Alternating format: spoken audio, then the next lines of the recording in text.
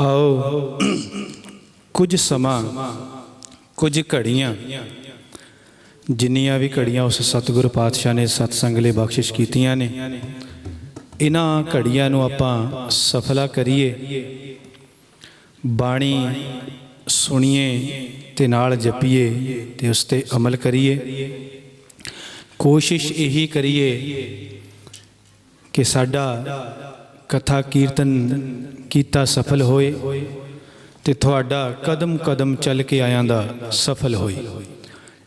इसी मनशा दे नाल, इसे इच्छा दे नाल अज दा आपां कीर्तन समागम सत्संग आरंभ करदे हां। सतगुरु रविदास महाराज जी दे पावन पवित्र शब्द, बेगमपुरा शहर को नाव दुख अंदोख नहीं तह ठाओ, ना तसवीस खिराज न माल, खौफ न खता न तरस जबाल। अंतलियां पंक्तियां विच सतगुरु आखदे ने कि कह रविदास खलास चमारा, जो हम सहरी सो मीत हमारा। एक चमार खलास किस तरह बन सकता है, शुद्ध किस तरह हो सकता है, इसे विषय ते आपां अज सतगुरां दी बाणी दा शब्द लैके सतगुरां दी जिवें हुक्म होया आप जी नाल व्याख्या साझी करांगे। तेरे कवन कवन गुण कह गावा, तू साहिब गुनी निधाना, तुमरी महिमा बरन ना सको, तू ठाकुर उच्च भगवाना। सारी संगत लो हाजरी। कह रविदास खलास चमारा, कह रविदास खलास चमारा, कह रविदास खलास चमारा। जो हम सहरी, जो हम सहरी सुमीत हमारा, कह रविदास खलास चमारा, कह रविदास खलास चमारा। जो हम सहरी, जो हम सहरी सुमीत हमारा, कह रविदास खलास चमारा, कह रविदास खलास चमारा।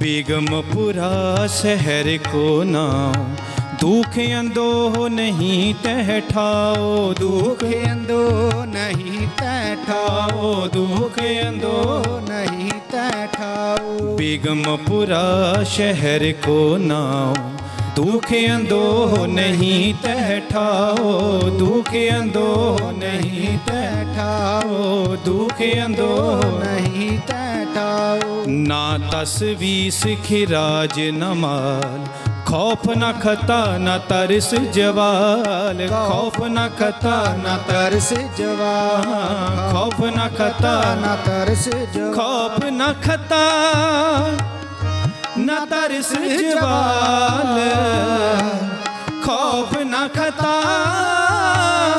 न तरस जवाल। कह रविदास खलास चमारा, कह रविदास खलास चमारा। जो हम सहरी, जो हम सहरी सुमीत हमारा, कह रविदास खलास चमारा, ਕਹਿ ਰਵਿਦਾਸ ਖਲਾਸ ਚਮਾਰਾ। ਕਹਿ ਰਵਿਦਾਸ ਖਲਾਸ ਚਮਾਰਾ। जो हम सहरी सो मीत हमारा। ये पावन पवित्र बचन मेरे गुरुदेव पातशाह सतगुरु रविदास महाराज दे उचारण किए हुए कि कह रविदास खलास च मारा। कि मैं हुण कोई सधारण पुरख नहीं बोल रहा, मैं आम रविदास नहीं बोल रहा, मैं खलास चमार रविदास बोल रहा। जिहड़ा शुद्ध हो चुका है, जिहड़ा पवित्र हो चुका है, जिहड़ा महान हो चुका है, कह रविदास खलास चमार। कहंदे की ने, जो हम सहरी सो मीत हमारा। मेरा भाई, मेरा मित्र, मेरा सखा कौन है? जो मेरे शहर विच, जिस शहर विच मैं वास करदा हाँ, जिस देश विच मैं रहिंदा हाँ, जिहड़ा उस देश दा वासी है, वो मेरा मित्र है, वो मेरा भरा है, वो मेरा मीत है, ਉਹੀ ਸਾਡਾ ਸੰਗੀ ਹੈ, ਉਹੀ ਸਾਡਾ ਸਾਥੀ ਹੈ। ਤੇ ਸਵਾਲ ਪੈਦਾ ਹੁੰਦਾ ਹੈ ਕਿ ਸਤਿਗੁਰ ਰਵਿਦਾਸ ਮਹਾਰਾਜ ਕਿਸ ਦੇਸ਼ ਵਿੱਚ ਵਾਸ ਕਰਦੇ ਨੇ। ਦੇਖੋ ਇਹ ਜੋ ਸ਼ਬਦ ਹੈ ਬੇਗਮਪੁਰਾ ਸ਼ਹਿਰ ਕੋ ਨਾਉ, ਇਹਨੂੰ ਅਸੀਂ ਬਹੁਤ ਹੀ ਹਲਕਾ ਤੇ ਬਹੁਤ ਹੀ ਸਧਾਰਨ ਸਮਝ ਲਿਆ ਹੈ। पूरे गुरु ग्रंथ साहिब विच इक्को ही बार यह लफ्ज़ आउंदा है बेगमपुरा, और पूरे गुरु ग्रंथ साहिब विच किते नहीं आउंदा। सतगुरु रविदास महाराज जी दी बाणी च ते असी गुरु रविदास महाराज जी दी उम्मत है, जो उन्हां दे असी पैरोकार हाँ। असी इस बेगमपुरे लफ्ज़ नूं बड़ा हल्का समझ लिया है। ਅਸੀਂ ਗੀਤ ਗਾਉਂਦੇ ਹਾਂ ਕਿ ਏਕਾ ਕਰ ਲਓ ਬੇਗਮਪੁਰਾ ਵਸਾਉਣਾ ਹੈ। ਬੇਗਮਪੁਰੇ ਇਦਾਂ ਨਹੀਂ ਵਸਦੇ ਹੁੰਦੇ ਜਿਹੜੇ ਸਤਿਗੁਰੂ ਰਵਿਦਾਸ ਮਹਾਰਾਜ ਦੇ ਸੁਪਨਿਆਂ ਦੇ ਬੇਗਮਪੁਰੇ। ਬੇਗਮਪੁਰਾ ਸਭ ਤੋਂ ਪਹਿਲਾਂ ਬੇਗਮਪੁਰਾ ਜੇ ਵਸਾਉਣਾ ਹੈ ਤਾਂ ਇਹ ਤੁਹਾਡੇ ਮਨ ਦੇ ਅੰਦਰੋਂ ਹੀ ਸ਼ੁਰੂ ਹੋਵੇਗਾ। ਜੇਕਰ ਤੁਹਾਡਾ ਮਨ, ਤੁਹਾਡਾ ਆਪਾ ਆਪ ਬੇਗਮਪੁਰੇ ਵਿੱਚ ਨਿਵਾਸ ਨਹੀਂ ਕਰ ਰਿਹਾ, ਤਾਂ ਬਾਹਰ ਕਿਸੇ ਬੇਗਮਪੁਰੇ ਦੀ ਆਸ ਨਹੀਂ ਕੀਤੀ ਜਾ ਸਕਦੀ। ਪਰ ਸਾਡੀ ਹਾਲਤ ਇਹੋ ਜਿਹੀ ਹੈ,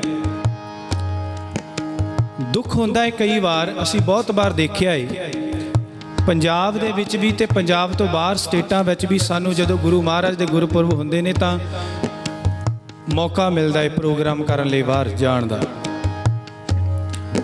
ਤਾਂ ਅਸੀਂ ਅੱਖੀਂ ਦੇਖਿਆ ਹੈ ਕਿ ਅਸੀਂ ਕੀਰਤਨ ਕਰਕੇ ਗੱਡੀ ਵਿੱਚ ਬਹਿ ਕੇ ਜਾਂਦੇ ਹੁੰਦੇ ਹਾਂ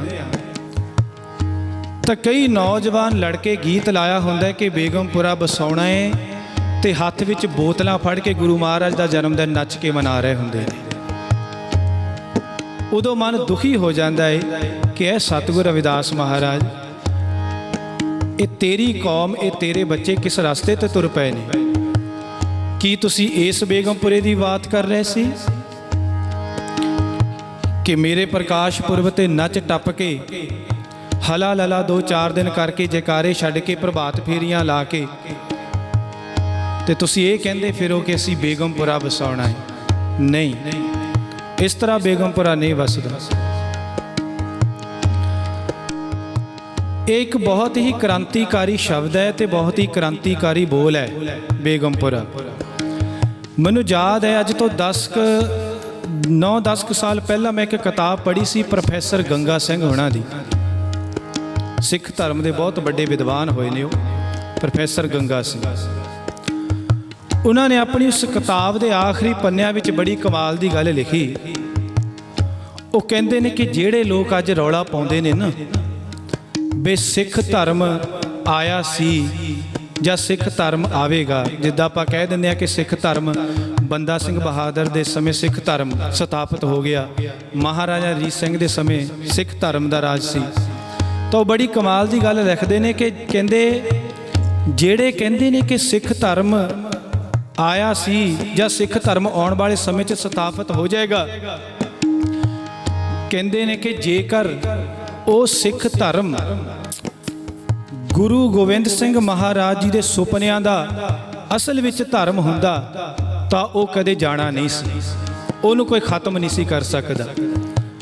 ਫਿਰ ਉਹ ਅਖੀਰ 'ਚ ਲਿਖਦੇ ਨੇ ਕਿ ਕਹਿੰਦੇ ਜਦੋਂ ਗੁਰੂ ਨਾਨਕ ਤੇ ਗੁਰੂ ਗੋਬਿੰਦ ਸਿੰਘ ਮਹਾਰਾਜ ਜੀ ਦੇ ਸੁਪਨਿਆਂ ਦਾ ਅਸਲ ਦੇਸ਼ ਬਸ ਗਿਆ, ਅਸਲ ਉੱਦਾਂ ਦਾ ਸਿਸਟਮ ਆ ਗਿਆ, ਕਹਿੰਦੇ ਨੇ ਕਿ ਫਿਰ ਇਸ ਦੇਸ਼ ਦਾ ਨਾਮ ਬਦਲ ਕੇ ਬੇਗਮਪੁਰਾ ਰੱਖ ਦੇਣ, ਕਿਉਂਕਿ ਜਿਹੜਾ ਗੁਰੂ ਰਵਿਦਾਸ ਮਹਾਰਾਜ ਜੀ ਦਾ ਸ਼ਬਦ ਹੈ ਇਹਦੇ ਵਿੱਚ ਜਿਸ ਸਿਸਟਮ ਦੀ ਗੱਲ ਕੀਤੀ ਹੈ, ਕਹਿੰਦੇ ਨੇ ਕਿ ਇਹੀ ਸਿਧਾਂਤ ਨੇ ਗੁਰੂ ਨਾਨਕ ਤੇ ਗੁਰੂ ਗੋਬਿੰਦ ਸਿੰਘ ਮਹਾਰਾਜ ਜੀ ਦੇ ਸੁਪਨਿਆਂ ਦੇ ਦੇਸ਼ ਦੇ। ਲੱਖ ਅਸੀਂ ਕਹਿੰਦੇ ਗੱਲਾਂ ਕਰੀ ਜਾਈਏ ਕਿ ਸਿੱਖ ਧਰਮ ਆਇਆ ਸੀ, ਪਰ ਨਹੀਂ, ਉਹ ਕਹਿੰਦੇ ਜੇਕਰ ਵਾਕਿਆ ਹੀ ਗੁਰੂ ਪਾਤਸ਼ਾਹ ਦੇ ਸੁਪਨਿਆਂ ਦਾ ਉਹ ਅਸਲ ਧਰਮ ਹੁੰਦਾ ਤਾਂ ਉਹ ਕਦੇ ਜਾਣਾ ਨਹੀਂ ਸੀ, ਉਹਦੇ ਵਿੱਚ ਸਾਰੇ ਸੁਖੀ ਹੁੰਦੇ। ਪ੍ਰੋਫੈਸਰ ਗੰਗਾ ਸਿੰਘ ਦੇ ਇਹ ਬੋਲ ਨੇ। ਤੇ ਜਿਸ ਬੇਗਮਪੁਰੇ ਦੀ ਮੇਰੇ ਯਕਤ ਗੁਰੂ ਸਤਿਗੁਰੂ ਰਵਿਦਾਸ ਮਹਾਰਾਜ ਚਰਚਾ ਕਰ ਰਹੇ ਨੇ, ਇੱਥੇ ਇਤਿਹਾਸਕਾਰ ਕਈ ਮਤ ਪੇਸ਼ ਕਰਦੇ ਨੇ, ਕਹਿੰਦੇ ਨੇ ਕਿ ਇਹ ਸ਼ਬਦ ਸਤਿਗੁਰੂ ਰਵਿਦਾਸ ਮਹਾਰਾਜ ਨੇ ਉਸ ਸਮੇਂ ਜੋ ਦਿੱਲੀ ਦਾ ਬਾਦਸ਼ਾਹ ਸਿਕੰਦਰ ਲੋਧੀ ਸੀ, ਜਿਹੜਾ ਭਾਰਤ ਦਾ ਉਸ ਸਮੇਂ ਰਾਜਾ ਸੀ, ਬਾਦਸ਼ਾਹ ਸੀ, ਉਹਦੀ ਕਚਹਿਰੀ ਵਿੱਚ ਉਹਦੇ ਸਾਹਮਣੇ ਇਹ ਸ਼ਬਦ ਸਤਿਗੁਰੂ ਰਵਿਦਾਸ ਮਹਾਰਾਜ ਨੇ ਉਚਾਰਨ ਕੀਤਾ ਸੀ। ਜਦੋਂ ਸਤਿਗੁਰੂ ਰਵਿਦਾਸ ਮਹਾਰਾਜ ਨੂੰ ਦਿੱਲੀ ਪੇਸ਼ ਕੀਤਾ ਗਿਆ ਸੀ ਬੰਦੀ ਬਣਾ ਕੇ, ਸਿਕੰਦਰ ਲੋਧੀ ਦੇ ਦਰਬਾਰ ਵਿੱਚ ਜਦੋਂ ਸਤਿਗੁਰੂ ਰਵਿਦਾਸ ਮਹਾਰਾਜ ਜੀ ਨੂੰ ਪੇਸ਼ ਕੀਤਾ ਗਿਆ, ਉਸ ਜਗ੍ਹਾ ਸਤਿਗੁਰੂ ਰਵਿਦਾਸ ਮਹਾਰਾਜ ਨੇ ਇੱਕ ਆਪਣੇ ਦੇਸ਼ ਦਾ ਚਿੱਤਰ ਬਣਾ ਕੇ ਬਾਦਸ਼ਾਹ ਦੇ ਅੱਗੇ ਪੇਸ਼ ਕੀਤਾ। ਬਾਦਸ਼ਾਹ ਦੇ ਅੱਗੇ ਪੇਸ਼ ਕਿਉਂ ਕੀਤਾ ਸਤਿਗੁਰੂ ਰਵਿਦਾਸ ਮਹਾਰਾਜ ਨੂੰ? ਜਦੋਂ ਗੁਰੂਦੇਵ ਪਾਤਸ਼ਾਹ ਦੀ ਪ੍ਰਸਿੱਧੀ ਵੱਧਦੀ ਗਈ, ਸਤਿਗੁਰਾਂ ਦੇ ਗਿਆਨ ਦਾ ਚਾਨਣ ਦੂਰ ਦੁਰਾਡੇ ਤੱਕ ਫੈਲਣ ਲੱਗਾ, ਤੇ ਇਹ ਲਾਜ਼ਮੀ ਸੀ ਕਿ ਜੇਕਰ ਹਿੰਦੂ ਖੱਤਰੀ ਰਾਜੇ ਰਾਣੀਆਂ ਸਤਿਗੁਰਾਂ ਦੇ ਪੈਰੋਕਾਰ ਬਣੇ ਤਾਂ ਉਸ ਸਮੇਂ ਕੁਝ ਮੁਸਲਮਾਨ ਜੋ ਉਸ ਸਮੇਂ ਦੇ ਉਹਨਾਂ ਦੇ ਫਕੀਰ ਸਨ ਜਾਂ ਉਹਨਾਂ ਦੇ ਮੰਨੇ ਪਰਮੰਨੇ ਜੋ ਮੁਸਲਮਾਨ ਆਗੂ ਸਨ, ਉਹ ਵੀ ਸਤਿਗੁਰਾਂ ਦੀ ਸੋਚ ਤੋਂ ਪ੍ਰਭਾਵਿਤ ਹੋਏ। ਇਤਿਹਾਸ ਵਿੱਚ ਆਉਂਦਾ ਹੈ ਕਿ ਸਦਨਾ ਕਸਾਈ ਜੋ ਮੁਸਲਮਾਨ ਸੀ, ਉਹ ਸਤਿਗੁਰੂ ਰਵਿਦਾਸ ਮਹਾਰਾਜ ਜੀ ਦੀ ਸੋਚ ਤੋਂ ਪ੍ਰਭਾਵਿਤ ਹੋ ਕੇ ਸਤਿਗੁਰਾਂ ਦਾ ਸ਼ਿਸ਼ ਹੋ ਗਿਆ। ਤੇ ਜਦੋਂ ਇਹ ਚਰਚਾ ਚੁਗਲੀ ਲਾਉਣ ਵਾਲਿਆਂ ਨੇ ਸਿਕੰਦਰ ਲੋਧੀ ਦੇ ਦਰਬਾਰ ਵਿੱਚ ਇਹ ਚੁਗਲੀ ਲਗਾਈ, ਦਿੱਲੀ ਆ ਕੇ ਕਿਹਾ, ਬਾਦਸ਼ਾਹ ਰਵਿਦਾਸ ਜੀ ਨੇ ਰਾਜੇ ਰਾਣੀਆਂ ਤਾਂ ਉਹਨਾਂ ਦੇ ਰਾਜਪੂਤ ਤਾਂ ਚੇਲੇ ਹਨ, ਪਰ ਉਹਨਾਂ ਨੇ ਤੁਹਾਡੇ ਧਰਮ ਵਿੱਚ ਵੀ ਘੁਸਪੈਠ ਕਰਨੀ ਸ਼ੁਰੂ ਕਰ ਦਿੱਤੀ। ਤੁਹਾਡੇ ਕਈ ਤੁਹਾਡੇ ਫਕੀਰ ਕਹਿੰਦੇ ਕਹਾਉਂਦੇ ਵੀ ਉਹਨਾਂ ਦੇ ਚਰਨਾਂ 'ਚ ਜਾ ਕੇ ਬਹਿੰਦੇ ਨੇ, ਉਹ ਵੀ ਉਹਨਾਂ ਨੂੰ ਇੱਕ ਹਰ ਦਾ ਇੱਕ ਰਾਮ ਦਾ ਉਪਦੇਸ਼ ਦੇਣ ਲੱਗ ਪਏ ਨੇ, ਤੇ ਉਹ ਵੀ ਹਰ ਹਰ ਰਾਮ ਰਾਮ ਜਪਣ ਲੱਗ ਪਏ ਨੇ। ਇੱਕ ਮੈਂ ਇੱਥੇ ਜ਼ਰੂਰ ਕਰਦੇ ਹਾਂ ਸਾਫ਼ ਕਿ ਸਤਿਗੁਰੂ ਰਵਿਦਾਸ ਮਹਾਰਾਜ ਨੇ ਜਿਸ ਰਾਮ ਦੀ ਗੱਲ ਕੀਤੀ ਹੈ, ਉਹ ਕਦੇ ਵੀ ਦਸ਼ਰਥ ਦੇ ਪੁੱਤਰ ਰਾਮ ਵੱਲ ਸੋਚ ਨਹੀਂ ਲੈ ਕੇ ਚਲੇ ਜਾਣੇ। ਰਵਿਦਾਸ ਹਮਾਰੇ ਰਾਮ ਜੋ ਦਸ਼ਰਥ ਕੇ ਸੁਤ ਨਾਹੀਂ, ਸਾਡਾ ਜੋ ਰਾਮ ਹੈ ਉਹ ਦਸ਼ਰਥ ਦਾ ਪੁੱਤਰ ਨਹੀਂ ਹੈ, ਸਾਡਾ ਰਾਮ ਉਹ ਹੈ ਜਿਹੜਾ ਘੱਟ ਘੱਟ ਵਿੱਚ ਰਮਿਆ ਹੋਇਆ ਹੈ, ਜਿਹੜਾ ਘੱਟ ਘੱਟ ਵਿੱਚ ਸਮਾਇਆ ਹੋਇਆ। ਉਸ ਰਾਮ ਦੀ ਗੱਲ ਸਤਿਗੁਰੂ ਰਵਿਦਾਸ ਮਹਾਰਾਜ ਕਰਦੇ ਨੇ।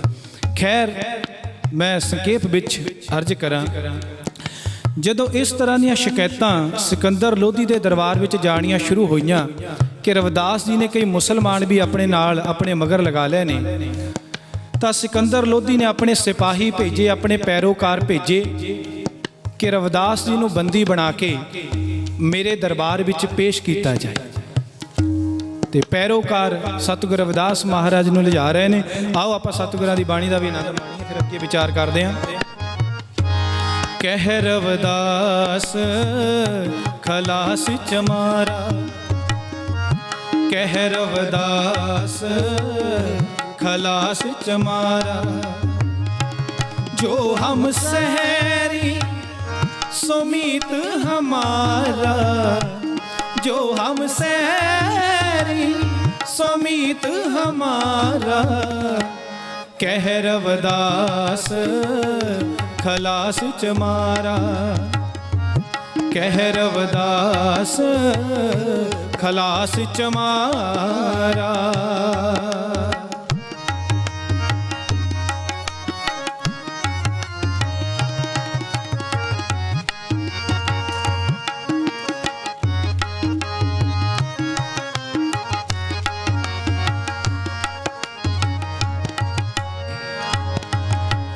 त्यों त्यों सैल करे ज्यों पावे, मरहम महल न को अटकावे, मरहम महल न को अटकावे, मरहम महल न को अटकावे। त्यों त्यों सैल करे ज्यों पावे, मरहम महल न को अटकावे, मरहम महल न को अटकावे, मरहम महल न को अटकावे। कह रवदास खलास चमारा, जो हम सहरी सुमीत हमारा, जो हम सहरी सुमीत हमारा, जो हम सहरी सुमीत, जो हम सहरी सुमीत हमारा, जो हम सहरी सुमीत हमारा। कह रवदास खलास चमारा, कह रवदास खलास चमारा, जो हम सहरी सुमीत हमारा, जो हम सहरी सुमीत हमारा। कह रवदास खलास चमारा, कह रवदास खलास चमारा, खलास चमारा, खलास चमारा।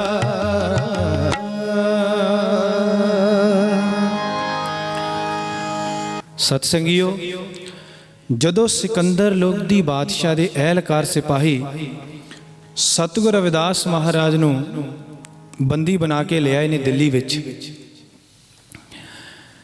बादशाह दे अगे पेश किया ते बादशाह ने सवाल किया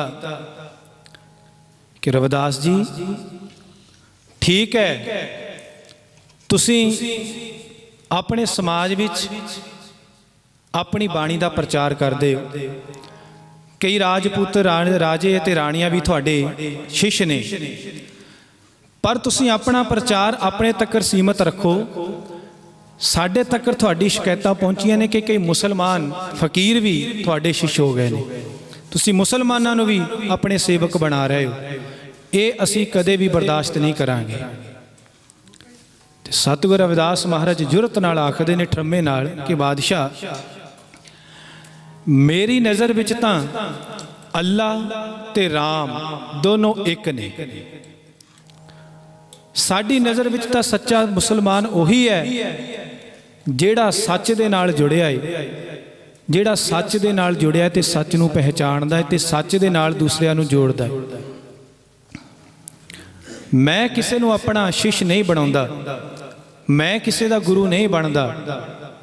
जे किसी दे मन नूं कोई गल चंगी लगदी है तां ओह आके सत्संग दे विच बहिंदा है ते सच दे नाल जुड़दा है।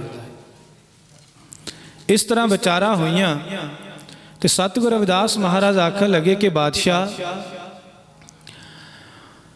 असल बादशाह वो हुंदा है जेदे राज दे विच ओदी प्रजा सुखी होवे, ओदी प्रजा दे नाल कोई फर्क ना होवे, ओदी प्रजा दे नाल ऊच नीच ना होवे, कोई वितकरा ना होवे, सारे लोकी सुखी वसदे होण, सब नूं हक मिलदे होण बराबर दे, सब नूं रहण दे लई छत होवे, पहनण दे लई कपड़ा होवे ते खाण दे लई रोटी होवे। ਉਹ ਬਾਦਸ਼ਾਹ ਅਸਲ ਹੁੰਦਾ ਹੈ। ਤੇਰੇ ਰਾਜ ਵਿੱਚ ਇਹ ਤਿੰਨੇ ਚੀਜ਼ਾਂ ਨਹੀਂ ਹਨ। ਤੇਰੇ ਰਾਜ ਵਿੱਚ ਗਰੀਬਾਂ ਤੇ ਮਜਲੂਮਾਂ ਤੇ ਜ਼ੁਲਮ ਹੋ ਰਿਹਾ ਹੈ ਤੇ ਤੂੰ ਹੱਥ ਤੇ ਹੱਥ ਧਰ ਕੇ ਬੈਠਾ ਹੈ। ਬਾਦਸ਼ਾਹ ਯਾਦ ਰੱਖੀ, ਇਹ ਤੇਰਾ ਰਾਜ ਇਹ ਹਮੇਸ਼ਾ ਰਹਿਣ ਵਾਲਾ ਨਹੀਂ ਹੈ, ਇਹ ਸਥਿਰ ਰਹਿਣ ਵਾਲਾ ਨਹੀਂ ਹੈ। ਤਾਂ ਬਾਦਸ਼ਾਹ ਆਖਣ ਲੱਗਾ ਕਿ ਮੇਰੇ ਕੋਲ ਮੇਰਾ ਰਾਜ ਕੌਣ ਖੋ ਸਕਦਾ ਹੈ? ਮੇਰੇ ਕੋਲ ਮੇਰਾ ਰਾਜ, ਇੰਨੀ ਹਿੰਮਤ ਕਿਸ ਦੀ ਹੈ ਕਿ ਮੇਰੇ ਕੋਲ ਮੇਰਾ ਰਾਜ ਖੋਲੇਗਾ? ਤਾਂ ਸਤਿਗੁਰ ਰਵਿਦਾਸ ਮਹਾਰਾਜ ਆਖਣ ਲੱਗੇ ਕਿ ਬਾਦਸ਼ਾਹ, ਤੇਰੇ ਤੋਂ ਪਹਿਲਾਂ ਇਸ ਤਖਤ ਤੇ ਕੌਣ ਬੈਠਾ ਸੀ? ਉਹ ਕਹਿੰਦਾ ਕਿ ਮੇਰਾ ਪਿਤਾ, ਮੇਰਾ ਅੱਬਾ ਜਾਨ ਬਹਿਲੋਲ ਲੋਧੀ। ਤੇ ਕਹਿੰਦੇ ਕਿ ਤੇਰੇ ਤੋਂ ਬਾਅਦ ਕੌਣ ਹੋਵੇਗਾ? ਕਹਿੰਦੇ ਮੇਰਾ ਪੁੱਤਰ ਇਬਰਾਹਿਮ ਲੋਧੀ। ਕਹਿੰਦੇ ਕਿ ਬਾਦਸ਼ਾਹ, ਫਿਰ ਤੇਰਾ ਤਖਤ ਤਾਂ ਖੁੱਸਣ ਵਾਲਾ ਹੈ, ਤੇਰਾ ਤਖਤ ਤਾਂ ਖੁੱਸਣ ਵਾਲਾ ਹੈ, ਜਾਣ ਵਾਲਾ ਹੈ। ਉਸ ਪਰਮਾਤਮਾ ਨੇ, ਉਸ ਅਕਾਲ ਪੁਰਖ ਨੇ ਤੇਰੇ ਤੋਂ ਖੋਹ ਕੇ ਤਾਂ ਤੇਰੇ ਪੁੱਤਰ ਨੂੰ ਦੇਣਾ ਹੈ। ਤੂੰ ਇੱਥੇ ਸਥਿਰ ਰਹਿਣ ਵਾਲਾ ਹੈ, ਤੂੰ ਇੱਥੇ ਬੈਠਾ ਰਹਿਣ ਵਾਲਾ ਹੈ। ਤੇ ਉਹ ਸਤਿਗੁਰੂ ਰਵਿਦਾਸ ਮਹਾਰਾਜ ਨੂੰ ਆਖਣ ਲੱਗਾ ਕਿ ਤੁਸੀਂ ਮੇਰੇ ਰਾਜ ਤੇ ਉਂਗਲੀ ਉਠਾਈ ਹੈ। ਤੁਹਾਡੀ ਸੋਚ ਵਿੱਚ ਰਾਜ ਕਿਹੋ ਜਿਹਾ ਹੋਣਾ ਚਾਹੀਦਾ ਹੈ? ਤੁਸੀਂ ਕਿਸ ਰਾਜ ਦੀ ਗੱਲ ਕਰਦੇ? ਤਾਂ ਸਤਿਗੁਰੂ ਰਵਿਦਾਸ ਮਹਾਰਾਜ ਆਖਦੇ ਨੇ ਕਿ ਬੇਗਮਪੁਰਾ ਸ਼ਹਿਰ ਕੋ ਨਾਉ, ਦੁਖ ਅੰਦਹੁ ਨਹੀਂ ਤਹਿ ਠਾਉ। ਕਹਿ ਬਾਦਸ਼ਾਹ, ਜਿਸ ਰਾਜ ਦੀ ਮੈਂ ਗੱਲ ਕਰਦਾ ਹਾਂ ਜਾਂ ਜਿਸ ਦੇਸ਼ ਵਿੱਚ ਮੈਂ ਵਸਦਾ ਹਾਂ, ਉਸ ਦਾ ਨਾਮ ਹੈ ਬੇਗਮਪੁਰਾ।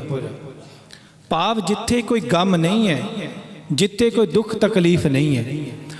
ਦੇਖੋ, ਆਪਾਂ ਦੁਨੀਆ ਦਾ ਨਕਸ਼ਾ ਲੈ ਕੇ ਬੈਠ ਜਾਈਏ ਪਿਆਰਿਓ, ਦੁਨੀਆ ਦਾ ਨਕਸ਼ਾ ਲੈ ਕੇ ਬੈਠ ਜਾਈਏ ਤੇ ਆਪਾਂ ਬੇਗਮਪੁਰਾ ਲੱਭੀਏ, ਜਿਹੜਾ ਸਤਿਗੁਰੂ ਰਵਿਦਾਸ ਮਹਾਰਾਜ ਨੇ ਆਖਿਆ ਬੇਗਮਪੁਰਾ। ਜੇਕਰ ਆਪਾਂ ਦੁਨੀਆ ਦੇ ਨਕਸ਼ੇ ਤੋਂ ਲੱਭੀਏ, ਉਹ ਨਹੀਂ ਮਿਲੇਗਾ, ਨਹੀਂ ਮਿਲੇਗਾ। ਕਿਉਂ? ਕਿਉਂਕਿ ਦੁਨੀਆ ਤੇ ਕੋਈ ਐਸਾ ਸ਼ਹਿਰ, ਐਸਾ ਮੁਲਕ, ਐਸਾ ਕਸਬਾ ਨਹੀਂ ਹੈ ਜਿੱਥੇ ਗਮ, ਜਿੱਥੇ ਦੁੱਖ ਤਕਲੀਫਾਂ ਨਾ ਹੋਣ। ਪਰ ਜਿੱਥੇ ਸਤਿਗੁਰੂ ਰਵਿਦਾਸ ਮਹਾਰਾਜ ਜਿਸ ਅਲੌਕਿਕ ਸ਼ਹਿਰ ਦੀ ਗੱਲ ਕਰ ਰਹੇ ਨੇ, ਉਹਦਾ ਨਾਮ ਦਿੱਤਾ ਇੱਕ ਬੇਗਮਪੁਰਾ, ਜਿੱਥੇ ਕੋਈ ਗਮ ਨਹੀਂ ਹੈ, ਜਿੱਥੇ ਕੋਈ ਤਕਲੀਫ ਨਹੀਂ ਹੈ। ਬੇਗਮਪੁਰਾ ਸ਼ਹਿਰ ਕੋ ਨਾਉ, ਮੇਰੇ ਸ਼ਹਿਰ ਦਾ ਨਾਮ ਹੈ ਬੇਗਮਪੁਰਾ। ਦੁਖ ਅੰਦਹੁ ਨਹੀਂ ਤਹਿ ਠਾਉ, ਉੱਥੇ ਕੋਈ ਦੁੱਖ ਚਿੰਤਾ ਨਹੀਂ ਹੈ। ਉਸ ਥਾਂ ਤੇ ਕੋਈ ਦੁੱਖ ਚਿੰਤਾ ਨਹੀਂ ਹੈ। ਨਾ ਤਸਵੀਸ ਖਿਰਾਜ਼ ਨਾ ਮਾਲ, ਖੌਫ ਨਾ ਖਤਾ ਨਾ ਤਰਸ ਜਵਾ। ਕਿਆ ਬਾਦਸ਼ਾਹ, ਜਿਸ ਦੇਸ਼ ਦਾ, ਜਿਸ ਸ਼ਹਿਰ ਦਾ ਮੈਂ ਵਾਸੀ ਹਾਂ, ਉੱਥੇ ਚਿੰਤਾ, ਉੱਥੇ ਦੁੱਖ ਤਕਲੀਫ ਨਹੀਂ ਹੈ। ਨਾ ਤਸਵੀਸ ਖਿਰਾਜ਼ ਨਾ ਮਾਲ, ਖਿਰਾਜ਼ ਭਾਵ ਉੱਥੇ ਟੈਕਸ ਨਹੀਂ ਹੈ। ਜਿਹੜਾ ਮੇਰੇ ਕੋਲ ਪਦਾਰਥ ਹੈ, ਜਿਹੜਾ ਮਾਲ ਹੈ, ਉਹਦੇ ਤੇ ਮੈਨੂੰ ਕੋਈ ਟੈਕਸ ਨਹੀਂ ਦੇਣਾ ਪੈਂਦਾ। ਹੁਣ ਸਵਾਲ ਪੈਦਾ ਹੁੰਦਾ ਕਿ ਸਤਿਗੁਰੂ ਰਵਿਦਾਸ ਮਹਾਰਾਜ ਜੀ ਕੋਲ ਪਦਾਰਥ ਕਿਹੜਾ ਹੈ, ਕਿਹੜੀ ਧਨ ਦੌਲਤ ਹੈ, ਜੇ ਤੇ ਸਤਿਗੁਰੂ ਕਹਿੰਦੇ ਨੇ ਕਿ ਮੈਨੂੰ ਟੈਕਸ ਨਹੀਂ ਦੇਣਾ ਪੈਂਦਾ। ਨਾ ਤਸਵੀਸ ਖਿਰਾਜ਼ ਨਾ ਮਾਲ, ਮੇਰੇ ਕੋਲ ਜੋ ਮਾਲ ਹੈ ਇਹ ਨਾਮ ਦਾ ਧਨ ਹੈ ਤੇ ਇਹ ਤੇ ਮੈਨੂੰ ਕੋਈ ਟੈਕਸ ਨਹੀਂ ਦੇਣਾ ਪੈਂਦਾ। ਤੇ ਮੈਂ ਚਾਹੁੰਦਾ ਹਾਂ ਕਿ ਬਾਹਰਲਾ ਸਿਸਟਮ ਵੀ ਇਸ ਤਰ੍ਹਾਂ ਹੋਵੇ, ਗਰੀਬਾਂ ਦਾ ਜੋ ਹੱਡ ਤੋੜ ਕੇ ਮਿਹਨਤ ਕਰਦੇ ਨੇ, ਜੋ ਕਮਾਈ ਕਰਦੇ ਨੇ, ਇਹ ਜੋ ਧਨਾੜ ਨੇ, ਜੇ ਅਮੀਰ ਨੇ, ਇਹ ਧੱਕੇ ਦੇ ਨਾਲ ਉਹਨਾਂ ਤੋਂ ਟੈਕਸ ਵਸੂਲ ਕਰਦੇ ਨੇ। ਮੈਂ ਇੱਥੇ ਵੀ ਚਾਹੁੰਦਾ ਹਾਂ ਕਿ ਇਹ ਸਿਸਟਮ ਬੰਦ ਕੀਤਾ ਜਾਏ। ਨਾ ਤਸਬੀਸ ਖਿਰਾਜ਼ ਨਾ ਮਾਲ, ਖੌਫ ਨਾ ਖਤਾ ਨਾ ਤਰਸ ਜਵਾ। ਉੱਥੇ ਖੌਫ ਨਹੀਂ ਹੈ, ਉੱਥੇ ਕਿਸੇ ਦਾ ਡਰ ਨਹੀਂ ਹੈ, ਕਿਉਂਕਿ ਉਸ ਸਮੇਂ ਗਰੀਬਾਂ ਨੂੰ, ਸ਼ੂਦਰਾਂ ਨੂੰ, ਉੱਚੀ ਜਾਤ ਵਾਲਿਆਂ ਦਾ ਬੜਾ ਡਰ ਸੀ। ਡਰ ਦੇ ਵਿੱਚ ਰਹਿੰਦੇ ਸਨ, ਸਹਿਮੇ ਰਹਿੰਦੇ ਸਨ। ਸਤਿਗੁਰੂ ਆਖਦੇ ਨੇ, ਪਰ ਜਿੱਥੇ ਮੈਂ ਵਸ ਗਿਆ ਹਾਂ ਜਾ ਕੇ, ਉੱਥੇ ਕੋਈ ਖੌਫ ਨਹੀਂ ਹੈ, ਮੈਨੂੰ ਕਿਸੇ ਦਾ ਕੋਈ ਡਰ ਨਹੀਂ ਹੈ, ਕੋਈ ਖੌਫ ਨਹੀਂ ਹੈ ਜਿਸ ਸ਼ਹਿਰ ਵਿੱਚ ਮੈਂ ਵਸਦਾ ਹਾਂ। ਖੌਫ ਨਾ ਖਤਾ ਨਾ ਤਰਸ ਜਵਾਲ, ਉੱਥੇ ਧੋਖੇ ਨਹੀਂ ਹਨ, ਉੱਥੇ ਕੋਈ ਕਿਸੇ ਨੂੰ ਠੱਗਦਾ ਨਹੀਂ। ਅੱਜ ਤਾਂ ਅਸੀਂ ਦੇਖਦੇ ਹਾਂ ਕਿ ਜਿਹੜਾ ਤੁਹਾਡੇ ਸਭ ਤੋਂ ਕਰੀਬ ਹੁੰਦਾ ਏ, ਜਿਹੜਾ ਸਭ ਤੋਂ ਤੁਹਾਡਾ ਪਿਆਰਾ ਹੁੰਦਾ ਏ, ਉਹੀ ਤੁਹਾਨੂੰ ਧੋਖਾ ਦਿੰਦਾ ਏ, ਉਹੀ ਠੱਗਦਾ ਏ। ਤੇ ਸਤਿਗੁਰ ਆਖਦੇ ਨੇ ਕਿ ਜਿੱਥੇ ਮੈਂ ਵਸਦਾ ਹਾਂ ਉੱਥੇ ਧੋਖੇ ਨਹੀਂ, ਉੱਥੇ ਕੋਈ ਕਿਸੇ ਨੂੰ ਠੱਗਦਾ ਨਹੀਂ। ਖੌਫ ਨਾ ਖਤਾ ਨਾ ਤਰਸ ਜਵਾਲ। ਜਵਾਲ ਦਾ ਮਤਲਬ ਹੁੰਦਾ ਏ ਢਹਿੰਦੀ ਕਲਾ, ਭਾਵ ਉੱਥੇ ਢਹਿੰਦੀ ਕਲਾ ਨਹੀਂ ਹੈ, ਹਮੇਸ਼ਾ ਹੀ ਚੜ੍ਹਦੀ ਕਲਾ ਹੈ, ਹਮੇਸ਼ਾ ਹੀ ਫਤਿਹ ਹੈ। ਆਮ ਆਪਾਂ ਸੰਸਾਰ ਵਿੱਚ ਦੇਖਦੇ ਹਾਂ, ਕੋਈ ਵੀ ਚੀਜ਼ ਹੈ ਵੱਧਦੀ ਹੈ ਤੇ ਆਖਰ ਇੱਕ ਦਿਨ ਘਟਣਾ ਸ਼ੁਰੂ ਹੋ ਜਾਂਦੀ ਹੈ। ਕੋਈ ਵੀ ਚੀਜ਼ ਹੈ, ਚਾਹੇ ਸੁੰਦਰਤਾ ਹੈ, ਵੱਧਦੀ ਹੈ, ਸ਼ਿਖਰ ਤੇ ਜਾਂਦੀ ਹੈ, ਹੌਲੀ ਹੌਲੀ ਘਟਣਾ ਸ਼ੁਰੂ ਹੋ ਜਾਂਦੀ ਹੈ। ਬੱਚਾ ਹੈ, ਵੱਧਦਾ ਹੈ, ਬਜ਼ੁਰਗ ਹੁੰਦਾ ਹੈ ਤੇ ਹੌਲੀ ਹੌਲੀ ਬਜ਼ੁਰਗ ਸੁੰਗੜਨਾ ਸ਼ੁਰੂ ਹੋ ਜਾਂਦਾ ਹੈ, ਘਟਣਾ ਸ਼ੁਰੂ ਹੋ ਜਾਂਦਾ ਹੈ। ਕੋਈ ਵੀ ਚੀਜ਼ ਦੁਨੀਆ ਤੇ ਲੈ ਲਓ, ਸੂਰਜ ਚੰਦ ਹਰ ਇੱਕ ਚੀਜ਼ ਵੱਧਦੀ ਹੈ ਤੇ ਹੁਣ ਹੌਲੀ ਹੌਲੀ ਆਪਣੇ ਘਾਟੇ ਵੱਲ ਘਟਣਾ ਸ਼ੁਰੂ ਹੋ ਰਹੀ ਹੈ, ਖਤਮ ਹੋ ਜਾਈ ਰਹੀ ਹੈ। ਤੇ ਸਤਿਗੁਰੂ ਰਵਿਦਾਸ ਮਹਾਰਾਜ ਕਹਿੰਦੇ ਨੇ ਕਿ ਜਿੱਥੇ ਮੈਂ ਵਾਸੀ ਹਾਂ ਉੱਥੇ ਘਾਟਾ ਨਹੀਂ ਹੈ, ਉੱਥੇ ਘਟਣਾ ਨਹੀਂ ਹੈ, ਉੱਥੇ ਵਾਧਾ ਹੀ ਵਾਧਾ ਹੈ। ਅਬ ਮੋਹੇ ਖੂਬ ਵਤਨ ਗਹਿ ਪਾਈ, ਊਹਾਂ ਖੈਰ ਸਦਾ ਮੇਰੇ ਪਾਈ। ਮੈਂ ਇਹੋ ਜਿਹਾ ਵਤਨ ਅਪਣਾ ਲਿਆ ਏ ਜਿੱਥੇ ਹਮੇਸ਼ਾ ਹੀ ਖੈਰ ਹੈ, ਸਦੀਵੀ ਖੈਰ ਹੈ, ਸਦੀਵੀ ਸੁਖ ਹੈ। ਕਾਇਮ ਦਾਇਮ ਸਦਾ ਪਾਤ ਸਾਹੀ, ਦੋਮ ਨਾ ਸੇਮ ਏਕ ਸੋਆਹੀ। ਉੱਥੇ ਦਾ ਜੋ ਬਾਦਸ਼ਾਹ ਹੈ ਮੇਰੇ ਦੇਸ਼ ਦਾ, ਉਹਦੀ ਪਾਤਸ਼ਾਹੀ ਸਥਿਰ ਰਹਿਣ ਵਾਲੀ ਹੈ, ਹਮੇਸ਼ਾ ਰਹਿਣ ਵਾਲੀ ਹੈ। ਤੇ ਉਹਦੇ ਬਾਦਸ਼ਾਹ ਦੇ ਰਾਜ ਵਿੱਚ, ਉਸ ਅਕਾਲ ਪੁਰਖ ਦੇ ਰਾਜ ਵਿੱਚ ਕਹਿੰਦੇ ਨੇ ਕਿ ਦੋਮ ਨਾ ਸੇਮ ਏਕ ਸੁਆਹੀ।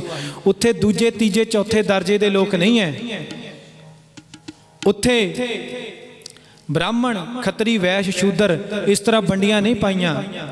ਉੱਥੇ ਕਹਿੰਦੇ ਨੇ ਕਿ ਦੋਮ ਨਾ ਸੇਮ ਏਕ ਸੁਆਹੀ, ਬਸ ਇੱਕੋ ਹੀ ਦਰਜੇ ਦੇ ਸਾਰੇ ਨੇ, ਕਿਸੇ ਨਾਲ ਕੋਈ ਵਿਤਕਰਾ ਨਹੀਂ ਹੈ। ਆਵਾਦਾਨ ਸਦਾ ਮਸ਼ਹੂਰ, ਊਹਾਂ ਗਨੀ ਬਸੈ ਮਾਮੂਰ। ਤਿਉਂ ਤਿਉਂ ਸੈਲ ਕਹੇ ਜਿਉ ਭਾਵੈ, ਮਰਹਮ ਮਹਿਲ ਨਾ ਕੋ ਅਟਕਾਵੈ। ਭਾਵ ਜਿਸ ਤਰ੍ਹਾਂ ਕਿਸੇ ਦਾ ਦਿਲ ਕਰਦਾ ਹੈ ਉਸ ਦੇਸ਼ ਵਿੱਚ ਘੁੰਮਦਾ ਫਿਰਦਾ ਹੈ, ਕਿਸੇ ਨੂੰ ਕੋਈ ਰੁਕਾਵਟ ਨਹੀਂ ਹੈ, ਕਿਸੇ ਨਾਲ ਕੋਈ ਧੱਕਾ ਨਹੀਂ ਹੈ। ਕਹਿ ਰਵਿਦਾਸ ਖਲਾਸ ਚਮਾਰਾ, ਜੋ ਹਮ ਸਹਿਰੀ ਸੋ ਮੀਤ ਹਮਾਰਾ।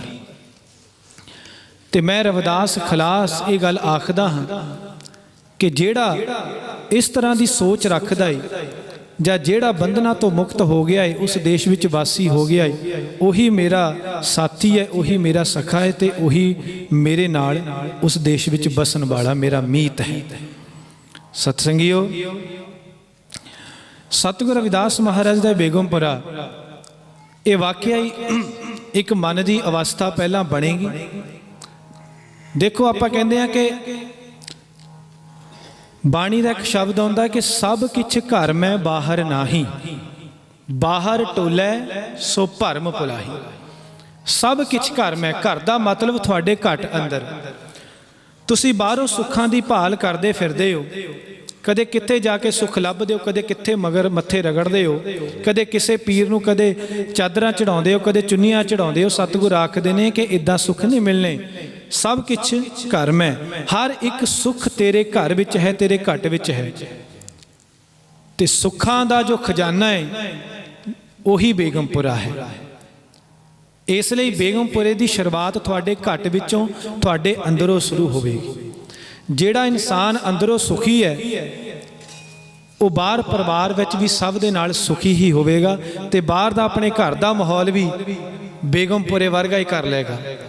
ਤੇ ਜਿਹਦਾ ਘਰ ਦਾ ਮਾਹੌਲ ਬੇਗਮਪੁਰੇ ਵਰਗਾ ਹੈ, ਉਹਦੇ ਨਾਲ ਜਿੰਨੇ ਮਹੱਲੇ ਦੇ ਵਿੱਚ ਲੋਕ ਰਹਿਣਗੇ ਉਹ ਉਹਨਾਂ ਦੇ ਨਾਲ ਵੀ ਬੇਗਮਪੁਰੇ ਦੇ ਮਾਹੌਲ ਦੇ ਤਰ੍ਹਾਂ ਹੀ ਰਹੇਗਾ, ਸੁੱਖ ਵਿੱਚ ਹੀ ਰਹੇਗਾ।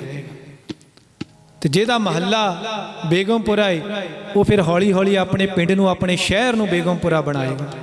ਸ਼ਹਿਰ ਹੋਰ ਸ਼ਹਿਰਾਂ ਨੂੰ, ਪ੍ਰਾਂਤਾਂ ਨੂੰ, ਫਿਰ ਪੂਰਾ ਦੇਸ਼ ਇਸ ਤਰ੍ਹਾਂ ਬੇਗਮਪੁਰੇ ਦਾ ਵਸਨੀਕ ਹੋ ਜਾਏਗਾ। ਪਰ ਸ਼ੁਰੂਆਤ ਇਹਦੀ ਅੰਦਰੋਂ ਹੋਵੇਗੀ, ਤੁਹਾਡੇ ਘਟ ਵਿੱਚੋਂ ਹੋਵੇਗੀ। ਇਹ ਸਾਲ ਬਾਅਦ ਗੁਰਪੁਰਬ ਮਨਾ ਲੈ, ਢੋਲਕੀਆਂ ਚਿਮਟੇ ਕੁੱਟ ਲੈ, ਆਪਣੀਆਂ ਬਾਹਾਂ ਤੇ ਹਰ ਦੇ ਨਿਸ਼ਾਨ ਬਣਾ ਲੈ, ਉੱਚੀ ਉੱਚੀ ਗਾ ਲਿਆ ਬੇਗਮਪੁਰਾ ਵਸਾਉਣਾ ਹੈ। ਇਸ ਤਰੀਕੇ ਨਾਲ ਬੇਗਮਪੁਰਾ ਨਹੀਂ ਵਧਣਾ, ਇਸ ਤਰੀਕੇ ਨਾਲ ਸਾਡਾ ਹੰਕਾਰ ਜ਼ਰੂਰ ਵਧਣਾ ਹੈ, ਹੰਕਾਰ ਸਾਡਾ ਜ਼ਰੂਰ ਵਧਣਾ ਹੈ। देखो बाणी कहती है कि जात का गर्व ना कर मूर्ख गवारा, इस जात ते चले बहुत बेकार, बड़े बेकार पैदा कर दिए जात। हुण इहदा मतलब ये नहीं कि उच्ची जात वाला ही जात का गर्व कर सकता है, ਉੱਚੀ ਜਾਤ ਵਾਲਾ ਹੀ ਜਾਤ ਦਾ ਗਰਵ ਕਰ ਸਕਦਾ ਹੈ। ਜੇ ਅਸੀਂ ਮਨ ਵਿੱਚ ਈਰਖਾ ਰੱਖ ਕੇ ਗੱਲ ਕਹੀਏ ਕਿ ਅਸੀਂ ਚਮਾਰ, ਅਸੀਂ ਇੱਦਾਂ ਕਰ ਦਿਆਂਗੇ, ਅਸੀਂ ਇੱਦਾਂ ਕਰ ਦਿਆਂਗੇ, ਤਾਂ ਇਹ ਵੀ ਗੁਰੂ ਪਿਆਰਿਓ ਮਾਫ ਕਰਨਾ ਇੱਕ ਹੰਕਾਰ ਹੀ ਹੈ। ਕੋਈ ਆਖ ਸਕਦਾ ਕਿ ਗੁਰੂ ਮਹਾਰਾਜ ਨੇ ਬਾਰ-ਬਾਰ ਚਮਾਰ ਸ਼ਬਦ ਵਰਤਿਆ ਹੈ। ਗੁਰੂ ਪਾਤਸ਼ਾਹ ਨੇ ਇੱਕ ਪਾਸੇ ਤਾਂ ਆਪਾਂ ਕਹਿ ਸਕਦੇ ਹਾਂ ਕਿ ਜਾਤ ਪਾਤ ਦਾ ਖੰਡਨ ਕੀਤਾ ਹੈ, ਪਰ ਦੂਸਰੇ ਪਾਸੇ ਇਹ ਕਿਹਾ ਹੈ ਕਿ ਕਹਿ ਰਵਿਦਾਸ ਚਮਾਰਾ, ਜਾਂ ਗੁਰੂ ਅਰਜਨ ਦੇਵ ਮਹਾਰਾਜ ਜੀ ਨੇ ਵੀ ਕਿਹਾ ਹੈ ਕਿ ਰਵਿਦਾਸ ਚਮਾਰ ਉਸਤਤ ਕਰੇ। ਫਿਰ ਉਹਨਾਂ ਨੇ ਚਮਾਰ ਸ਼ਬਦ ਜਾਂ ਜੁਲਾਹਾ ਸ਼ਬਦ ਕਿਉਂ ਵਰਤਿਆ? ਇਹ ਕੋਈ ਸਵਾਲ ਕਰ ਸਕਦਾ ਹੈ ਜਿਹੜਾ ਥੋੜਾ ਜਿਹਾ ਸੋਚ ਰੱਖੇ ਗੰਭੀਰ। ਦਰਅਸਲ ਇਹਦਾ ਮਤਲਬ ਇਹ ਹੈ, ਇਹ ਇਉਂ ਲਿਖਿਆ, ਤੁਹਾਨੂੰ ਪਤਾ ਵੀ ਕਲਮ ਸੀ ਧਨਾੜ ਲੋਕਾਂ ਦੇ ਹੱਥ ਵਿੱਚ, ਬ੍ਰਾਹਮਣ ਲੋਕਾਂ ਦੇ ਹੱਥ ਵਿੱਚ ਕਲਮ ਸੀ। ਜੇਕਰ ਬਾਣੀ ਦੇ ਵਿੱਚ ਰਵਿਦਾਸ ਜੀ ਦੇ ਨਾਲ ਚਮਾਰ ਜਾਂ ਕਬੀਰ ਜੀ ਦੇ ਨਾਲ ਜੁਲਾਹਾ ਨਾ ਆਉਂਦਾ ਤਾਂ ਮੈਨੂੰ ਇਹ ਕਹਿਣਾ ਪੈਣਾ ਹੈ ਕਿ ਸਾਨੂੰ ਅੱਜ ਤੱਕ ਪਤਾ ਨਹੀਂ ਸੀ ਲੱਗਣਾ ਕਿ ਸਤਿਗੁਰੂ ਰਵਿਦਾਸ ਮਹਾਰਾਜ ਸਾਡੀ ਕੌਮ ਵਿੱਚੋਂ ਸਨ ਜਾਂ ਚਮਾਰ ਸਨ। ਸਾਨੂੰ ਪਤਾ ਹੀ ਨਹੀਂ ਸੀ ਲੱਗਣਾ ਕਿ ਕਬੀਰ ਸਾਹਿਬ ਜਲਾਹੇ ਸਨ, ਕਿਉਂਕਿ ਉਹਨਾਂ ਨੇ ਤਾਂ ਸਾਖੀਆਂ ਜੋੜ ਦਿੱਤੀਆਂ ਸੀ ਕਿ ਕਬੀਰ ਸਾਹਿਬ ਇੱਕ ਬ੍ਰਾਹਮਣੀ ਕੁਆਰੀ ਦੀ ਕੁੱਖੋਂ ਪੈਦਾ ਹੋਏ ਸਨ। ਉਹਨਾਂ ਨੇ ਤਾਂ ਆਖ ਦਿੱਤਾ ਸੀ ਕਿ ਰਵਿਦਾਸ ਪਿਛਲੇ ਜਨਮ ਵਿੱਚ ਬ੍ਰਾਹਮਣੇ ਸੀ, ਤੇ ਜੇਕਰ ਨਾ ਰਵਿਦਾਸ ਜੀ ਆਪਣੇ ਨਾਲ ਚਮਾਰ ਹੋਣ ਦੀ ਮੋਹਰ ਲਾਉਂਦੇ ਤਾਂ ਉਹਨਾਂ ਨੇ ਕਿੱਥੇ ਸਾਡੇ ਤੱਕ ਪਹੁੰਚਣ ਦੇਣੀ ਸੀ ਬਾਣੀ। ਉਹਨਾਂ ਨੇ ਇਹਨਾਂ ਨੂੰ ਵੀ ਆਪਣੇ ਵਿੱਚ ਹੀ ਮਿਕਸ ਕਰ ਲੈਣਾ ਸੀ, ਜਿਸ ਤਰ੍ਹਾਂ ਅੱਜ ਤੱਕ ਕੀਤੇ ਹੋਏ ਨੇ ਸਾਰੇ ਧਨਾੜ, ਜਿਨ੍ਹਾਂ ਨੇ ਕੁਰਬਾਨੀਆਂ ਵੀ ਕੀਤੀਆਂ, ਸ਼ਹੀਦ ਵੀ ਹੋਏ ਨੇ, ਉਹ ਵੀ ਸਾਡੇ ਵਿੱਚੋਂ ਬਹੁਤ ਨੇ, ਪਰ ਉਹਨਾਂ ਦਾ ਸਾਡੇ ਨਾਲੋਂ ਨਾਤਾ ਹੀ ਤੋੜਾ ਦਿੱਤਾ ਹੈ, ਕਿਉਂਕਿ ਇਤਿਹਾਸ ਬਦਲ ਦਿੱਤਾ ਹੈ। ਖੈਰ, ਸਤਿਗੁਰੂ ਰਵਿਦਾਸ ਮਹਾਰਾਜ ਜਿਸ ਬੇਗਮਪੁਰੇ ਦੀ ਗੱਲ ਕਰਦੇ ਨੇ, ਇਹ ਬੇਗਮਪੁਰਾ ਤੁਹਾਡੇ ਮਨ ਦੀ ਇੱਕ ਅਵਸਥਾ ਹੈ ਤੇ ਮਨ ਤੋਂ ਹੀ ਸ਼ੁਰੂ ਹੋਵੇਗਾ।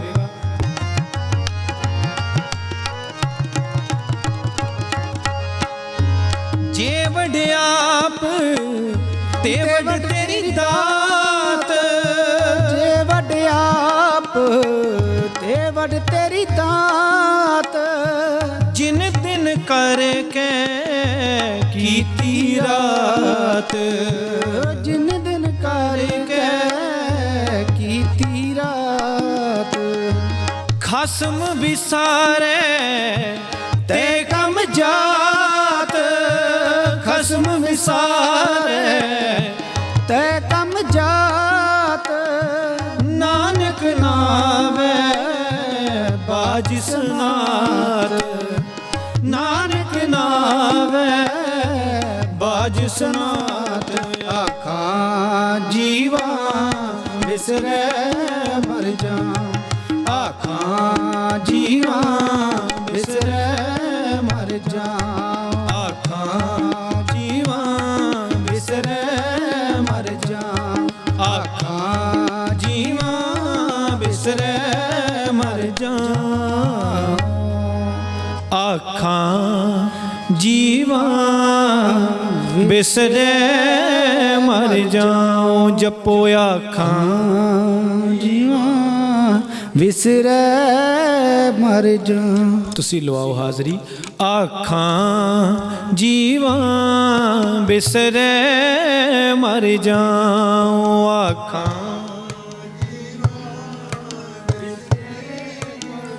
ਜਾਉ।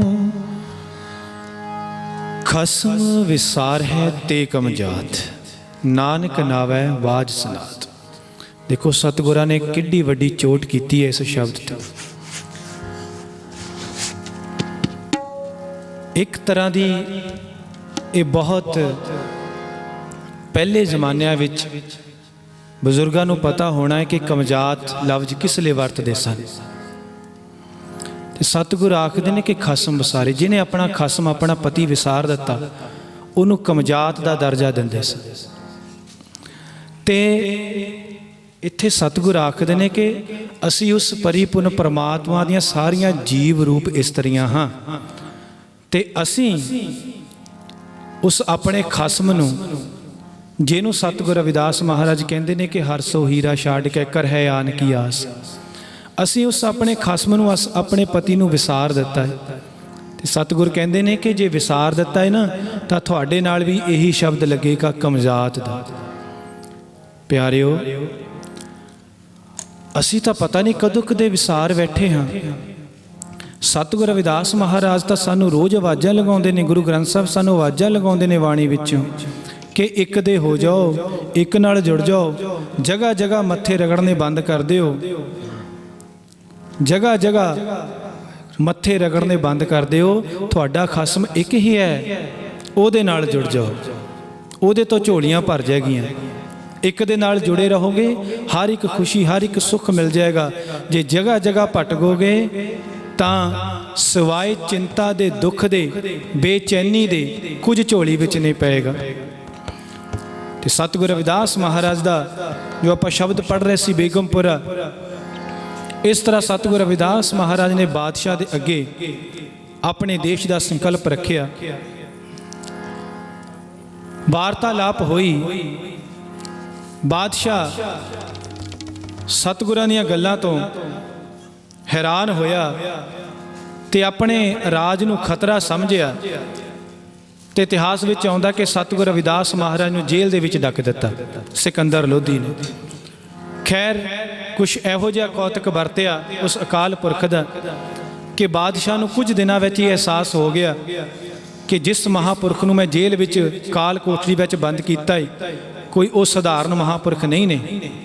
ਕਿਉਂਕਿ ਅਹਿਲਕਾਰਾਂ ਨੇ ਵੀ ਜਾ ਕੇ ਦੱਸਿਆ ਕਿ ਅਸੀਂ ਦੇਖ ਰਹੇ ਹਾਂ ਕਿ ਹਨੇਰ ਕੋਠੜੀ ਵਿੱਚ ਸਿਰਫ ਪ੍ਰਕਾਸ਼ ਹੀ ਪ੍ਰਕਾਸ਼ ਨਜ਼ਰ ਆ ਰਿਹਾ ਹੈ, ਸਤਿਗੁਰ ਰਵਿਦਾਸ ਮਹਾਰਾਜ ਨਜ਼ਰ ਨਹੀਂ ਆ ਰਹੇ। ਕਿਉਂਕਿ ਜੋ ਉਹ ਅਕਾਲ ਪੁਰਖ ਹੈ ਉਹ ਹੈ ਵੀ ਪ੍ਰਕਾਸ਼ ਹੈ, ਉਹ ਰੌਸ਼ਨੀ ਹੈ। ਰੂਪ ਨਾ ਰੇਖ ਨਾ ਰੰਗ ਕਿਛ, ਤ੍ਰਹਿ ਗੁਣ ਤੇ ਪ੍ਰਭ ਪਿਨ। ਉਹ ਪ੍ਰਕਾਸ਼ ਦਾ ਹੀ ਰੂਪ ਹੈ। ਤੇ ਬਾਦਸ਼ਾਹ ਨੇ ਸਤਿਗੁਰਾਂ ਦੇ ਕੋਲੋਂ ਮਾਫੀ ਮੰਗੀ, ਚਰਨਾਂ ਤੇ ਸੀਸ ਝੁਕਾਇਆ। ਉਸ ਸਮੇਂ ਦੇ ਭਾਰਤ ਦੇਸ਼ ਦੇ ਬਾਦਸ਼ਾਹ ਨੇ ਸਿਕੰਦਰ ਲੋਧੀ ਨੇ। ਤੇ ਉਸੇ ਹੀ ਬਾਦਸ਼ਾਹ ਨੇ ਫਿਰ ਦਿੱਲੀ ਵਿੱਚ ਸਤਿਗੁਰ ਰਵਿਦਾਸ ਮਹਾਰਾਜ ਦੇ ਨਾਮ ਤੇ ਜ਼ਮੀਨ ਦਾਨ ਕੀਤੀ ਸੀ ਤੁਗਲਕਾ ਬਾਗ ਵਿੱਚ, ਜਿਹਦਾ ਪਿੱਛੇ ਜਿਹਾ ਰੌਲਾ ਪਿਆ ਸੀ। ਜਿਹੜੀ ਸਰਕਾਰ ਉਹ ਜ਼ਮੀਨ ਹੜਪਣਾ ਚਾਹੁੰਦੀ ਸੀ, ਸਿਕੰਦਰ ਲੋਧੀ ਨੇ ਹੀ ਉਹ ਦਾਨ ਕੀਤੀ ਸੀ ਸਤਿਗੁਰ ਰਵਿਦਾਸ ਮਹਾਰਾਜ ਦੇ ਨਾਮ ਤੇ, ਉਹਨਾਂ ਦੇ ਨਾਮ ਤੇ ਲਗਵਾ ਦਿੱਤੀ ਸੀ। ਤੇ ਗੁਰੂ ਪਿਆਰਿਓ, ਆਓ ਆਖਰ ਵਿੱਚ ਇੱਕ ਛੋਟੀ ਜਿਹੀ ਰਚਨਾ ਤੇ ਫਿਰ ਆਪਾਂ ਆਨੰਦ ਸਾਹਿਬ ਜੀ ਦਾ ਜਾਪ ਕਰੀਏ। ਕਿਉਂਕਿ ਮੈਂ ਦੇਖ ਰਿਹਾ ਸੰਗਤ ਦਾ ਟਿਕਾ ਹੈ, ਤੇ ਜਦੋਂ ਸੰਗਤ ਟਿਕੀ ਹੋਵੇ ਤਾਂ ਬਾਣੀ ਦਾ ਆਨੰਦ ਲੈ ਲੈਣਾ ਚਾਹੀਦਾ ਹੈ ਤੇ ਸੰਗਤ ਨੂੰ ਵੀ ਪੂਰਾ ਮੰਨਣਾ ਚਾਹੀਦਾ ਹੈ। ਸੱਚੇ ਪਾਤਸ਼ਾਹ ਮੇਰੀ ਬਖਸ਼ ਖਤਾ ਮੈਂ ਨੀ ਮਾਣਾ, ਤੂੰ ਬੇਅੰਤ ਤੇਰਾ ਅੰਤ ਨਾ ਜਾਣਾ, ਤੂੰ ਬੇਅੰਤ ਤੇਰਾ ਅੰਤ ਨਾ ਜਾਣਾ।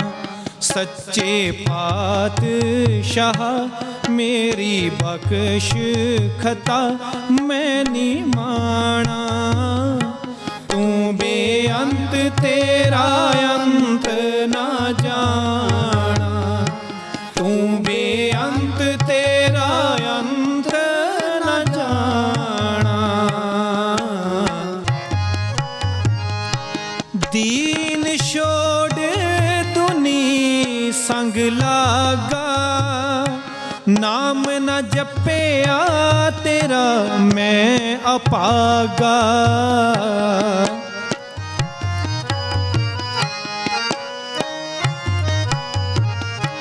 ਦੀਨ ਛੋੜ ਦੁਨੀ ਸੰਗ ਲਾਗਾ, ਨਾਮ ਨਾ ਜਪਿਆ ਤੇਰਾ ਮੈਂ ਅਪਾਗਾ। ਕੋਈ ਗੁਣ ਨਹੀਂ ਪੱਲੇ ਨਰਕ ਨਾ ਮੈਨੂੰ ਚੱਲੇ, ਪਾਪ ਕਮਾਣਾ, ਤੂੰ ਬੇਅੰਤ ਤੇਰਾ ਅੰਤ ਨਾ ਜਾਣਾ, ਤੂੰ ਬੇਅੰਤ ਤੇਰਾ ਅੰਤ ਨਾ ਜਾਣਾ। ਸੱਚੇ ਪਾਤਸ਼ਾਹ मेरी बख्श खता मैं नी माना। तू बेअंत तेरा अंत ना जाना, तू बेअंत तेरा अंत न जाना।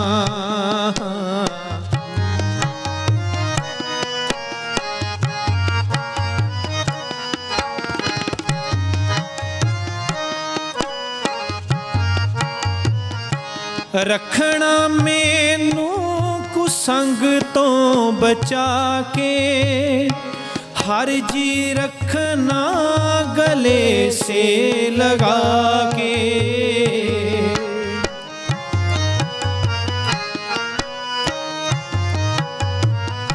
रखना मैनू कुसंग तो बचा के, हर जी रखना गले से लगा के। हर दम बंदगी करा तेरी हाज़री परा, जब तक प्राणा। तू बेअंत तेरा अंत ना जाना, तू बेअंत तेरा अंत ना जाना। सच्चे पातशाह मेरी बख्श खता मैं नी माना। तू बेअंत तेरा अंत ना जाना, तू बेअंत तेरा अंत ना जाना, तू बेअंत तेरा अंत ना जाना।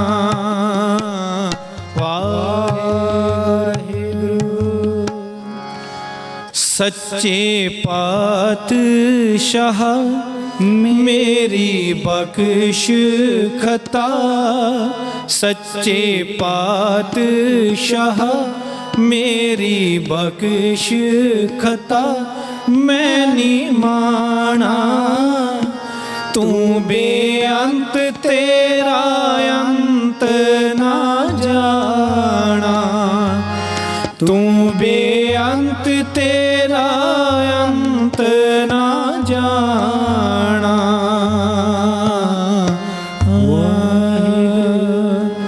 हाँ सतसंगियो, बड़ा बेअंत है वो अकाल पुरख, ओदियां दातां दा कोई अंत नहीं है। देंदा दे लैंदे थक पाहे, जुगा जुगंतर खाही खाए। जुगा जुगा तो जीव ओदियां दित्तियां होईयां दातां खा रहे ने, पर अंत नहीं है, खत्म नहीं होंदी। पता नहीं किन्नियां सदियां तो किन्ने जुगां तो ये सूरज सानू रोशनी दे रहा है, ये भी तो ओदी एक दात ही है। ये हवा सानू जिउंदा रख रही है, सानू ऑक्सीजन दे रही है, ये भी तो ओदी दात ही है। बड़ियां बेअंत दातां ने, सो ओदियां दातां देख के शुकराना करते रहना चाहिए है। ओदी बाणी दे नाल जुड़ते रहना चाहिए, सत्संग विच हाज़रियां भरनियां चाहिए ने। सो ही बेनतियां ने, ਵੱਧ ਤੋਂ ਵੱਧ ਐਤਵਾਰ ਨੂੰ ਤੁਸੀਂ सत्संग ਦੇ ਵਿੱਚ ਆਇਆ ਕਰੋ, ਸਤਿਗੁਰਾਂ ਦੀ ਬਾਣੀ ਸੁਣਿਆ ਕਰੋ। ਕੋਈ ਨਾ ਕੋਈ ਗੱਲ ਮਨ ਵਿੱਚ ਪ੍ਰਵੇਸ਼ ਕਰ ਜਾਏ, ਕੋਈ ਮਨ ਤੇ ਕੋਈ ਗੱਲ ਲੱਗ ਜਾਏ। ਪਤਾ ਨਹੀਂ ਕਿਹੜੀ ਗੱਲ ਨੇ, ਕਿਹੜੀ ਸਾਖੀ ਨੇ, ਕਿਹੜੀ ਪੰਕਤੀ ਨੇ ਤੁਹਾਡੀ ਜ਼ਿੰਦਗੀ ਬਦਲ ਦੇਣੀ ਹੈ ਤੇ ਸਾਡੀ ਬਦਲ ਦੇਣੀ ਹੈ। ਇਸ ਲਈ ਸਤਿਗੁਰ ਤੇ ਕਹਿੰਦੇ ਨੇ ਕਿ कबीर एक घड़ी आदि घड़ी आदि से पुन आद, भगतन सेती गोस्ते जो कीनो सो लाभ। माड़ा मोटा भी समा को मिलता है सत्संग करन दा, तुहानूं खिजाउणा नहीं चाहिए, उन्होंने अजाई नहीं गवाउणा चाहिए।